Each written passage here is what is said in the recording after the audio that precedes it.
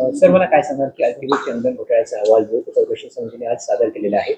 साधारण किती रक्कम ही अपहारित आढळलेली आहे काय सांगा? समितीने तपासणी केल्यानंतर आपली मागच्या वेळेस अंतरिम अहवालमध्ये 56 कोटी रक्कम ही आक्षेपित काढली होती आणि त्याच्यानंतर काही तपासणी बाकी होती.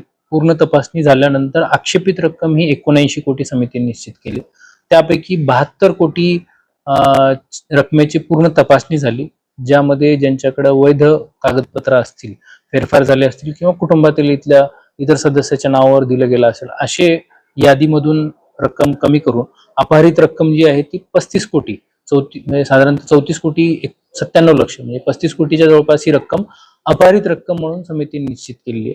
आणि त्या पद्धतीनं जे कर्मचारी आहेत तर त्यांच्यावरती ते समितीने दोषारोप तसे ठेवले आहेत.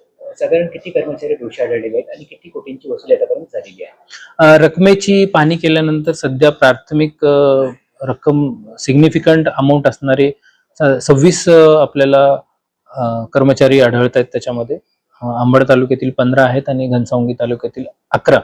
आणि या 35 कोटीपैकी आज रोजीपर्यंत 5 कोटी 74 लक्ष इतकी वसुली देखील त्याच्यामध्ये त्यांनी केलेली असा अहवाल त्याच्यामध्ये दिलाय.